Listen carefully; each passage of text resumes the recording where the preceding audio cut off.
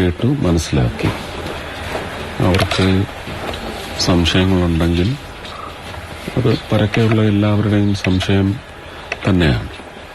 അപ്പം അതെന്തുകൊണ്ട് അങ്ങനെ കാലതാമസം വരുന്നു, പോസ്റ്റ്മോർട്ടം റിപ്പോർട്ടിനെ സംബന്ധിച്ചൊക്കെ പറയുന്നു. സാങ്കേതികമായി ചില കെമിക്കൽ അനാലിസിസ് ഒക്കെ കഴിഞ്ഞു വരികയാണെങ്കിൽ ചിലപ്പോൾ അത്രയും സമയം എടുക്കുമായിരിക്കാം.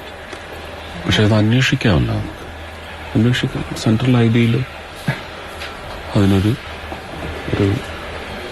ഫാസ്റ്റ് ഡ്രൈവ് മൊഡാലിറ്റി എന്താണെന്നുള്ളത് ചോദിച്ചാൽ പറ്റും.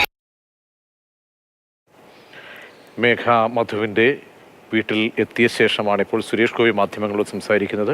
അന്വേഷണം ശരിയായ ദിശയിൽ വേണമെന്ന് നേരത്തെ മേഘയുടെ പിതാവ് മാധ്യമങ്ങളോട് പറഞ്ഞിരുന്നു. സുഗാം സുരേഷിനെതിരെയുള്ള ആരോപണങ്ങൾ അത് IB പരിശോധിക്കുന്നുണ്ട്.